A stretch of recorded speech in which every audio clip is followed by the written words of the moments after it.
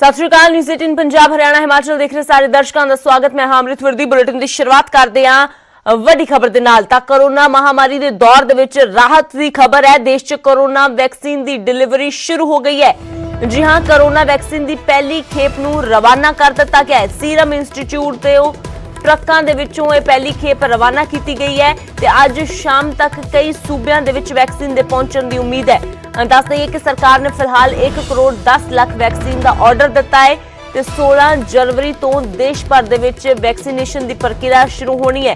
पहले पड़ाव दे विच corona warriors corona योद्धियां नूं टीका लगेगा, यानी कि जिहड़े फ्रंट लाइन दे जिहड़े वॉरियर्स ने, हैल्थ वर्कर्स जिन्हां दे विच ने पुलिस मुलाजम ते होर ਉਹ लोग जिहड़े इस कोरोना महामारी ते लॉकडाउन के दौरान भी फ्रंट लाइन ते काम करते रहे। सब तो पहला शुरुआत दे विच उन्हां नूं ही वैक्सीन लगाई जाएगी।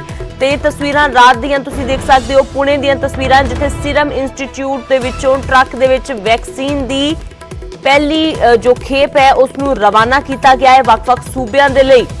तां सीरम इंस्टीट्यूट तो इसनूं रवाना किया गया है। जो लंबे समय तो इंतजार सी वैक्सीन दा वो हुण खत्म हो गया है। तां नवें साल दे विच कोरोना दी वैक्सीन भी मिल गई है।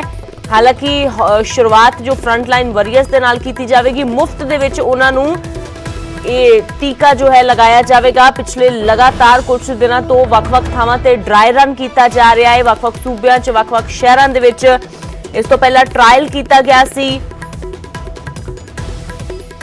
ते ट्रायल तो बाद ड्राई रन तो बाद हुण आखिरकार फाइनल जो है इस वैक्सीन नूं रवाना कर दिता गया है। पुणे दी तस्वीरां कल रात दियां तुहानूं दिखा रहे हैं जदों इस वैक्सीन नूं रवाना किया गया। तां वैक्सीन नूं लैके प्रधानमंत्री दे वल्लों कल मुख मंत्रियों दे नाल बैठक भी की गई सी। उस बैठक दे विच भी इन्हां गल्लां ते चर्चा की गई कि जो वैक्सीनेशन की प्रक्रिया शुरू होनी है वो किस तरह दे नाल उसनूं सिरे चढ़ाया जाएगा। तो प्रधानमंत्री मोदी ने कहा सी कि जो वैक्सीन नूं मंजूरी दी गई है वो मेड इन इंडिया है। तो माण वाली गल है कि होर भी जो वैक्सीन है उस ते काम चल रहा है। तो फिलहाल कोरोना दी वैक्सीन जो है वो पहुंचनी शुरू हो गई है वख-वख सूबियां दे विच।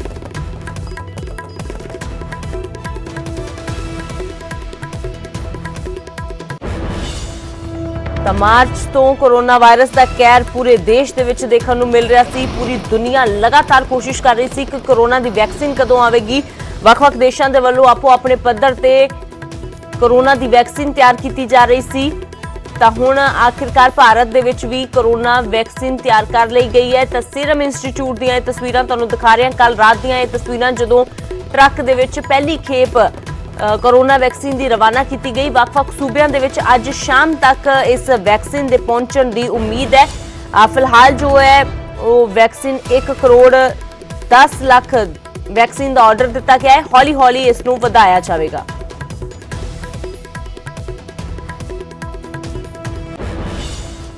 ते अगली वड्डी खबर का रुख करते हैं। खेती कानूनां ते अज सुप्रीम कोर्ट फैसला सुनाएगी। जी हां, कल सुप्रीम कोर्ट दे विच 2 घंटे तक जो सुनवाई हुई उस दौरान दलीलां सुनिया। सुप्रीम कोर्ट दे वल्लों केंद्र सरकार नूं झाड़ पाई गई।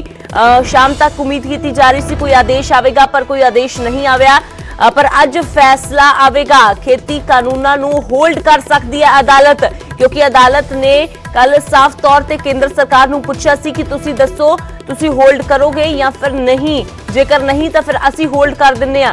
नाल ही अदालत ने कमेटी बनाने का भी सुझाव दिता सी। हालांकि किसानां ने कमेटी वाली तजवीज रद्द कर दी है।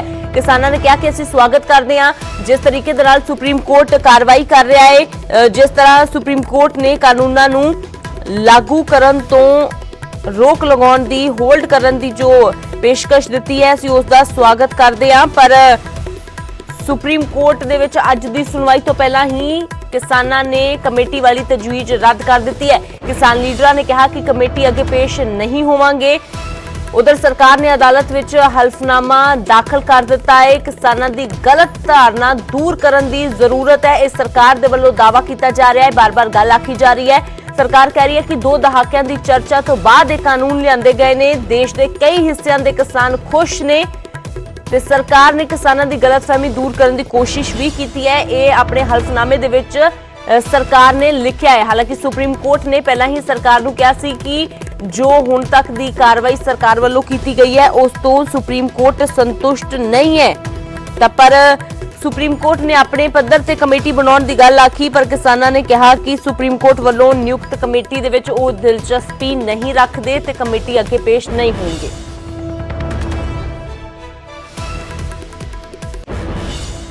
ਤਾਂ ਕੱਲ੍ਹ ਦੀ ਸੁਣਵਾਈ ਦੌਰਾਨ ਸੁਪਰੀਮ ਕੋਰਟ ਵੱਲੋਂ ਕਿਹੜੀਆਂ ਅਹਿਮ ਟਿੱਪਣੀਆਂ ਕੀਤੀਆਂ ਗਈਆਂ, ਇਸ ਰਿਪੋਰਟ ਦੇ ਜ਼ਰੀਏ ਤੁਹਾਨੂੰ ਉਹ ਵੀ ਵਾਕਿਫ ਕਰਵਾ ਦਿੰਦੇ ਹਾਂ।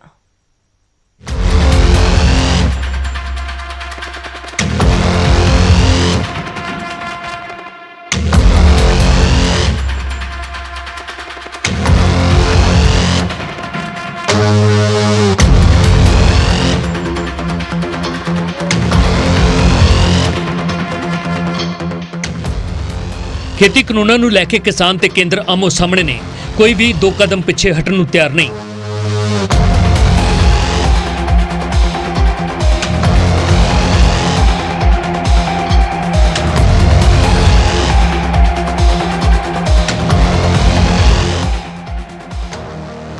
इस विचाले मामले ਨੂੰ सुलझाउण ਦਾ ਜ਼ਿੰਮਾ खुद सुप्रीम कोर्ट ने अपने सिर ते ले लिया। सुप्रीम कोर्ट ने किसान अंदोलन के नाल जुड़ियां पटीशनां ते सुनवाई की। इस दौरान सुप्रीम कोर्ट ने केंद्र सरकार नूं झाड़ पाई। अदालत ने कहा कि सरकार की इन्हां कानूनां ते रोक लाएगी या फिर अदालत नूं हुक्म जारी करना पवेगा। सुप्रीम कोर्ट ने इस मामले के निपटारे दे लई कमेटी बनाउण दी गल फिर तो दोहराई। कोर्ट ने मामले की सुनवाई शुरू हुंदे ही केंद्र के खिलाफ सख्त रुख अपनाया। चीफ जस्टिस ऑफ इंडिया ने केंद्र सरकार नूं झाड़ पाई अते कहा कि असीं तुहाडे तो बहुत निराश हां। तुसीं कहा सी कि असीं गल कर रहे हां, की गल कर रहे हो अते किस तरह दा नेगोशिएशन कर रहे हो। सीजीआई ने कहा कि असीं ये नहीं कह रहे कि कानून नूं रद्द करो, साडा मकसद सिद्धा है कि समस्या दा हल होना चाहिए। असीं तुहाडे तो पुछिआ सी कि की तुसीं कानून नूं होल्ड करके नहीं रख सकते। सीजीआई ने कहा कि असीं यही सुनिआ मीडिया ते दूजियां थावां तो कि असली समस्या कानून ने।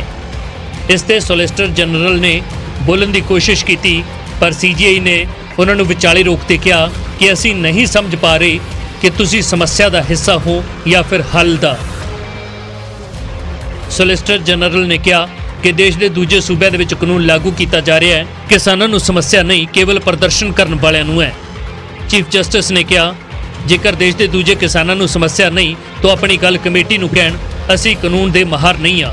सुप्रीम कोर्ट ने सरकार नूं 2 टुक पुछया कि की तुसीं कानूनां नूं होल्ड कर रहे हो या नहीं, जेकर नहीं तो असीं कर देवांगे। चीफ जस्टिस ने कहा कि स्थिति खराब है, किसान खुदकुशियां कर रहे ने, बुनियादी सहूलतां नहीं।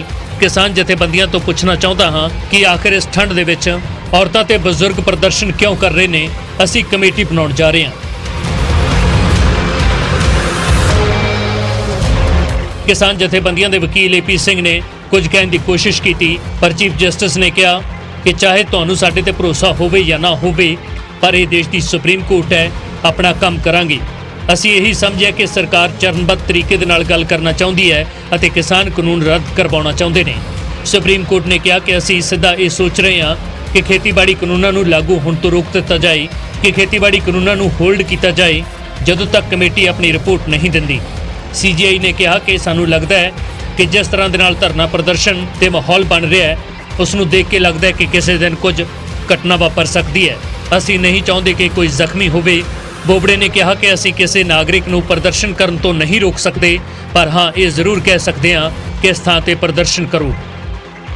जिस ते पटीशनकर्ता के वकील हरीश सालवे ने कहा कि सिर्फ कानून के विवादित हिस्से ते रोक लाई जाए, जिस ते चीफ जस्टिस ने कहा असीं पूरे कानून ते रोक लावांगे। इस दे बाद जथेबंदियां चाहण तां अंदोलन जारी रख सकदियां ने, पर की इस दे बाद नागरिकां दे लई रस्ता छड्डणगे। जिस ते सालवे ने कहा कि घट्टो घट्ट ये भरोसा मिलना चाहिए कि अंदोलन मुलतवी होवेगा अते सारे कमेटी दे सामने जाणगे। सरकार की अज कोशिश सीगी कि इत्थे इन्हां नूं सुप्रीम कोर्ट जे और स्टे कर रही है, सुप्रीम कोर्ट का स्टे कर रहे हैं। 3-4 चीज़ां सरकार की कोशिश सी अज, जो 3 फेल होईयां। हीयरिंग दे विच ऑर्डर च की आउंदा ਉਹ ਤੁਹਾਨੂੰ शाम ਨੂੰ पता चलो। पहली गल सरकार की कोशिश सी कि जे तुसीं स्टे कर रहे हो तो प्रोटेस्ट उठ जाए। और सुप्रीम कोर्ट ने कहा कि बिल्कुल असीं कहा नहीं, बिल्कुल नहीं उठांगे। सुप्रीम कोर्ट ने कहा कि नहीं ये नहीं उठेगा। दूजी गल सरकार की सी जे तुसीं कमेटी अपॉइंट कर रहे हो, असीं तां कमेटी ते भी हाँ नहीं कीती अजे, असीं कहा जी असीं पुछ के दसांगे, सानूं कल तक का टाइम दे दो, ਵੀ ਕਮੇਟੀ ਨੂੰ ਅਸੀਂ ਮੰਨਦੇ ਆ ਜਾਂ ਨਹੀਂ ਮੰਨਦੇ, ਅਸੀਂ ਪੁੱਛ ਕੇ ਦੱਸਾਂਗੇ। ਚੀਫ ਜਸਟਿਸ ਨੇ ਕੇਂਦਰ ਸਰਕਾਰ ਨੂੰ ਕਿਹਾ ਕਿ ਸਾਨੂੰ ਬੜੇ ਦੁੱਖ ਦੇ ਨਾਲ ਕਹਿਣਾ ਪੈਂਦਾ ਹੈ ਕਿ ਅਸੀਂ ਸਮੱਸਿਆ ਦਾ ਹੱਲ ਨਹੀਂ ਕਰ ਪਾਏ। ਤੁਸੀਂ ਅਜਿਹਾ ਕਾਨੂੰਨ ਬਣਾਇਆ ਜਿਸ ਦਾ ਵਿਰੋਧ ਹੋ ਰਿਹਾ ਹੈ। ਸੁਪਰੀਮ ਕੋਰਟ ਨੇ ਕਿਹਾ ਕਿ ਅਸੀਂ ਕਿਸੇ ਵੀ ਕਾਨੂੰਨ ਨੂੰ ਤੋੜਨ ਵਾਲੇ ਨੂੰ ਪ੍ਰੋਟੈਕਟ ਨਹੀਂ ਕਰਾਂਗੇ। ਕਾਨੂੰਨ ਤੋੜਨ ਵਾਲੇ ਦੇ ਖਿਲਾਫ ਕਾਨੂੰਨ ਦੇ ਹਿਸਾਬ ਨਾਲ ਕਾਰਵਾਈ ਹੋਣੀ ਚਾਹੀਦੀ ਹੈ। ਅਸੀਂ ਤਾਂ ਬਸ ਹਿੰਸਾ ਰੋਕਣਾ ਚਾਹੁੰਦੇ ਹਾਂ। ਕੇਂਦਰ ਦੇ ਵੱਲੋਂ ਅਟਾਰਨੀ ਜਨਰਲ ਕੇ ਵੇਨੂਗੋਪਾਲ ਨੇ ਕਿਹਾ ਕਿ ਕਿਸਾਨ 26 ਜਨਵਰੀ ਨੂੰ ਰਾਜਪਥ ਤੇ ਟਰੈਕਟਰ ਮਾਰਚ ਕਰਨਗੇ। ਉਹਨਾਂ ਦਾ ਇਰਾਦਾ ਰਿਪਬਲਿਕ ਡੇ ਪਰੇਡ ਦੇ ਵਿੱਚ ਰੁਕਾਵਟ ਪਾਉਣਾ ਹੈ, ਜਿਸ ਤੇ ਜਵਾਬ ਦਿੰਦੇ ਹੋਏ ਕਿਸਾਨਾਂ ਦੇ ਵਕੀਲ ਦਸ਼ਨ ਦਵੇ ਨੇ ਕਿਹਾ ਕਿ ਅਜਿਹਾ ਨਹੀਂ ਹੋਵੇਗਾ, ਰਾਜਪਥ ਤੇ ਕੋਈ ट्रैक्टर नहीं चलेगा। रिलीफ दी जा रही, किसानों के भले का कानून है तो किसान ही जब उसका विरोध कर रहा है तो आप इस किसानों के कानून को रोक दें, उस पर रोक लगा दें। रोक लगाना आवश्यक है। इससे फिर अटॉर्नी जनरल तरफ से कहा गया कि 26 जनवरी को 2000 ट्रैक्टर आ जाएंगे दिल्ली में। तो 26 जनवरी केवल एक सरकार की नहीं है कॉन्स्टिट्यूशनल डे। 26 जनवरी सबसे अधिक प्रसन्नता का दिन इस देश के किसानों का है, क्योंकि 26 जनवरी आने के लिए किसानों ने, स्वतंत्रता सेनानियों ने, हमारे देश के शहीदों ने बलिदान दिया, तब ये 26 जनवरी हम मना पा रहे हैं। 26 जनवरी हमारे लिए भी उतने सम्मान की बात है, किसानों के लिए भी उतने सम्मान की बात है, सरकार के लिए भी उतने सम्मान की बात है और सुप्रीम कोर्ट ऑफ इंडिया के लिए भी उतने सम्मान की बात है। ਸੁਪਰੀਮ ਕੋਰਟ ਨੇ ਕਿਹਾ ਕਿ ਦਿੱਲੀ ਦੇ ਵਿੱਚ ਕੌਣ ਐਂਟਰੀ ਕਰੇਗਾ ਕੌਣ ਨਹੀਂ, ਇਹ ਦੇਖਣਾ ਪੁਲਿਸ ਦਾ ਕੰਮ ਹੈ, ਕੋਰਟ ਦਾ ਨਹੀਂ। ਚੀਫ ਜਸਟਿਸ ਨੇ ਸੁਝਾਅ ਦਿੱਤਾ ਕਿ ਕਾਨੂੰਨ ਤੇ ਰੋਕ ਨਹੀਂ ਲੱਗੇਗੀ, ਕਾਨੂੰਨ ਦੇ ਲਾਗੂ ਹੋਣ ਤੇ ਰੋਕ ਲੱਗੇਗੀ। ਜਿਸ ਤੇ ਅਟਾਰਨੀ ਜਨਰਲ ਨੇ ਕਿਹਾ ਕਿ ਅਸੀਂ 15 ਜਨਵਰੀ ਨੂੰ ਮੀਟਿੰਗ ਕਰ ਰਹੇ ਹਾਂ, ਉਦੋਂ ਤੱਕ ਕੋਈ ਹੁਕਮ ਨਾ ਦਿੱਤਾ ਜਾਏ। ਚੀਫ ਜਸਟਿਸ ਨੇ ਕਿਹਾ ਕਿ ਅਸੀਂ ਆਲੋਚਨਾ ਨਹੀਂ ਕਰਨਾ ਚਾਹੁੰਦੇ, ਪਰ ਤੁਸੀਂ ਇਸ ਮਸਲੇ ਨੂੰ ਸਹੀ ਤਰੀਕੇ ਦੇ ਨਾਲ ਡੀਲ ਨਹੀਂ ਕਰ ਰਹੇ।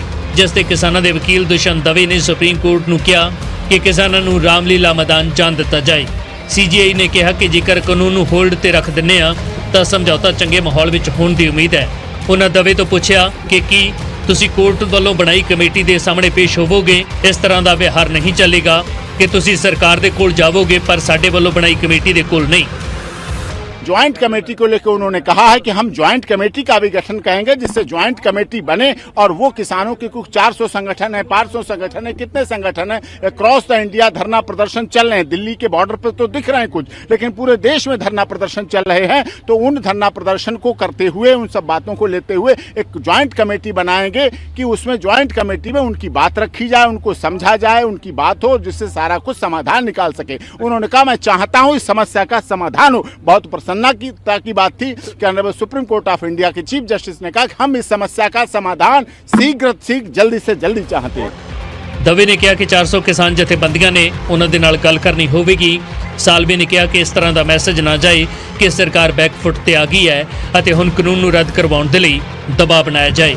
ਕਿਸਾਨ ਪ੍ਰਤੀਨਿਧੀਆਂ ਤੇ ਸਰਕਾਰ ਦੇ ਪ੍ਰਤੀਨਿਧੀਆਂ ਨੂੰ ਖੁੱਲੇ ਦਿਮਾਗ ਦੇ ਨਾਲ ਕਮੇਟੀ ਦੇ ਕੋਲ ਜਾਣਾ ਚਾਹੀਦਾ ਹੈ। ਦਿੱਲੀ ਤੋਂ ਸੁਸ਼ੀਲ ਪਾਂਡੇ ਦੇ ਨਾਲ ਬਿਊਰੋ ਰਿਪੋਰਟ ਨਿਊਜ਼ 18।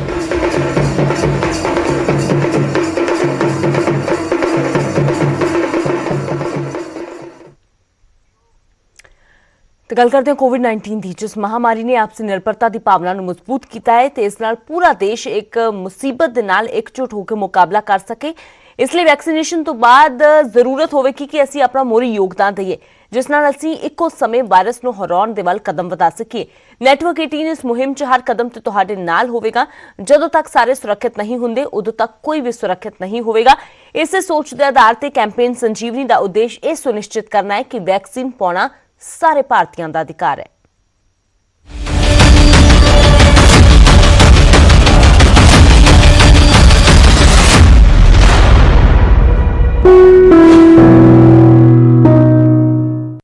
ਕਿ यूपी ਦੇ ਕਿਸਾਨ ਵੀ ਕਰ ਰਹੇ ਨੇ। ਪੰਜਾਬ 'ਚ ਮੂੰਗਫਲੀ ਦੇ ਸਟਾਲ ਲਗਾਉਣ ਵਾਲੇ ਕਿਸਾਨਾਂ ਨੇ ਖੇਤੀ ਕਾਨੂੰਨਾਂ ਦਾ ਜੰਮ ਕੇ ਵਿਰੋਧ ਕੀਤਾ ਤੇ ਕਿਹਾ ਕਿ ਜੇਕਰ ਇਹ ਕਾਨੂੰਨ ਲਾਗੂ ਹੋ ਗਏ ਤਾਂ ਪੰਜਾਬ ਦੇ ਕਿਸਾਨਾਂ ਦਾ ਵੀ ਉਹੀ ਹਾਲ ਹੋ ਜਾਵੇਗਾ यूपी ਬਿਹਾਰ ਦੇ ਕਿਸਾਨਾਂ ਦਾ।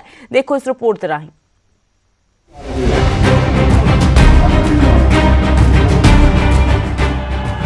ਖੇਤੀ ਕਾਨੂੰਨਾਂ ਨੂੰ ਲੈ ਕੇ ਕਿਸਾਨਾਂ ਦਾ ਖੂਨ ਉਬਾਲੇ ਮਾਰ ਰਿਹਾ। ਅੰਦਾਤਾ ਸਰਕਾਰ ਦੇ ਖਿਲਾਫ ਡਟਿਆ ਹੋਇਆ। ਪੰਜਾਬ ਹਰਿਆਣਾ ਦੇ ਵਿੱਚ ਧਰਨੇ ਦਾ ਦੌਰ ਜਾਰੀ ਹੈ ਤਾਂ ਉਧਰ ਕਿਸਾਨਾਂ ਨੇ ਦਿੱਲੀ 'ਚ ਵੀ ਡੇਰਾ ਲਗਾਇਆ ਹੋਇਆ। ਦਿੱਲੀ ਦੀਆਂ ਸਰਹੱਦਾਂ ਸੀਲ ਕਰ ਦਿੱਤੀਆਂ ਨੇ। ਕਿਸਾਨ ਖੇਤੀ ਕਾਨੂੰਨ ਰੱਦ ਕਰਨ ਦੀ ਮੰਗ ਕਰ ਰਹੇ ਨੇ ਤੇ ਇਸ ਦਾ ਸਮਰਥਨ ਪੰਜਾਬ ਆਏ यूपी ਬਿਹਾਰ ਦੇ ਕਿਸਾਨਾਂ ਨੇ ਵੀ ਕੀਤਾ, ਜੋ ਮਜਬੂਰੀ ਦੇ ਵਿੱਚ ਮੂੰਗਫਲੀ ਵੇਚ ਰਹੇ ਨੇ।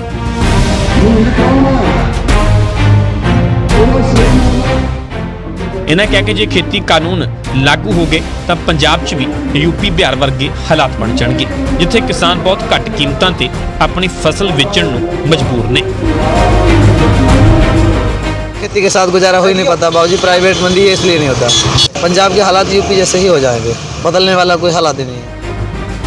ਕਿਸਾਨਾਂ ਨੇ ਯੂਪੀ ਬਿਹਾਰ ਦੇ ਵਿੱਚ ਐਮਐਸਪੀ ਨਾ ਹੋਣ ਦੀ ਗੱਲ ਆਖੀ ਹੈ, ਜਿਸ ਕਾਰਨ ਫਸਲ ਦੀ ਬਣਦੀ ਕੀਮਤ ਨਹੀਂ ਮਿਲਦੀ। ਵਪਾਰੀ ਫਸਲ ਦੀ ਘੱਟ ਕੀਮਤ ਦਿੰਦੇ ਨੇ, ਕੀਮਤ ਵੀ ਇੰਨੀ ਘੱਟ ਕਿ ਘਰ ਦਾ ਗੁਜ਼ਾਰਾ ਤਾਂ ਕੀ ਖਰਚਾ ਨਿਕਲਣਾ ਵੀ ਮੁਸ਼ਕਿਲ ਹੋ ਜਾਂਦਾ ਹੈ, ਜਿਸ ਕਾਰਨ ਉਹ ਪੰਜਾਬ ਆ ਕੇ ਮੂੰਗਫਲੀ ਵੇਚਦੇ ਨੇ ਤਾਂ ਜੋ ਪਰਿਵਾਰ ਨੂੰ ਪਾਲ ਸਕਣ। ਕਿਸਾਨਾਂ ਨੇ ਇਲਜ਼ਾਮ ਲਗਾਏ ਨੇ ਕਿ ਕੇਂਦਰ ਖੇਤੀ ਕਾਨੂੰਨ ਲਾਗੂ ਕਰਕੇ ਪੰਜਾਬ ਤੇ ਹਰਿਆਣਾ ਦਾ ਵੀ ਯੂਪੀ ਵਰਗਾ ਹਾਲ ਕਰਨਾ ਚਾਹੁੰਦੀ ਹੈ। उत्ते तो खेती बाड़ी जी करते हैं, उत्ते मूल्य नहीं मिलता है, रेट नहीं मिलता है। और इतने मूंगफली का काम करते हैं, गन्ने का जूस का करते हैं। ਇਹ ਤਾਂ ਸੀ ਯੂਪੀ ਦੇ ਕਿਸਾਨ ਜਿਨ੍ਹਾਂ ਖੁੱਲ੍ਹ ਕੇ ਖੇਤੀ ਕਾਨੂੰਨਾਂ ਦਾ ਵਿਰੋਧ ਕੀਤਾ ਹੈ, ਤਾਂ ਉਧਰ ਪੰਜਾਬ ਦਾ ਕਿਸਾਨ ਵੀ ਖੇਤੀ ਕਾਨੂੰਨਾਂ ਦੇ ਖਿਲਾਫ ਡਟਿਆ ਹੋਇਆ ਹੈ। ਕਿਸਾਨਾਂ ਨੇ ਕਿਹਾ ਹੈ ਕਿ ਇਹਨਾਂ ਮਾਰੂ ਕਾਨੂੰਨਾਂ ਨੂੰ ਰੱਦ ਕਰਵਾ ਕੇ ਰਹਿਣਗੇ, ਭਾਵੇਂ ਸੰਘਰਸ਼ ਜਿੰਨਾ ਮਰਜ਼ੀ ਲੰਬਾ ਚੱਲੇ। ਉਹ ਹਰ ਲੜਾਈ ਲੜਨ ਦੇ ਲਈ ਤਿਆਰ ਨੇ। ਖੇਤੀ ਕਾਨੂੰਨ ਕਿਸੇ ਵੀ ਹਾਲ ਦੇ ਵਿੱਚ ਬਰਦਾਸ਼ਤ ਨਹੀਂ। अगर सरकारी रेट अगर मान लीजिए 1970 है तो वो सरकारी रेट में मतलब हमको नहीं मिल पाता जी। हम मतलब बेचने जाते हैं ट्राली में गेहूँ लेके, यहाँ से लगभग हमारी मतलब मार्केट म्याऊ पड़ता है, उससे बैल पे लेके जाएं तो वहाँ पर व्यापारी खरीदने वाला है, अगर उसके मर्जी के रेट हमको फसल देनी पड़ती है जी। अगर वो कहे कि 1400 में तो हमारा काम कोई अटका तो हमें 1400 में देना पड़ता है। ਕਿਸਾਨਾਂ ਨੇ ਮੋਰਚਾ ਖੋਲ੍ਹਿਆ ਹੋਇਆ ਪਰ ਮਸਲਾ ਹੱਲ ਨਹੀਂ ਹੋ ਰਿਹਾ। ਕੇਂਦਰ ਦੇ ਨਾਲ ਕਈ ਵਾਰ ਬੈਠਕਾਂ ਵੀ ਹੋ ਚੁੱਕੀਆਂ ਨੇ ਪਰ ਨਤੀਜਾ ਨਹੀਂ ਨਿਕਲ ਰਿਹਾ। ਸਰਕਾਰ ਕਾਨੂੰਨਾਂ ਦੇ ਵਿੱਚ ਸੋਧ ਦੇ ਲਈ ਤਿਆਰ ਹੈ ਪਰ ਕਿਸਾਨਾਂ ਨੂੰ ਕਾਨੂੰਨਾਂ ਦੇ ਰੱਦ ਹੋਣ ਤੋਂ ਬਿਨਾਂ ਹੋਰ ਕੁਝ ਵੀ ਮਨਜ਼ੂਰ ਨਹੀਂ ਹੈ।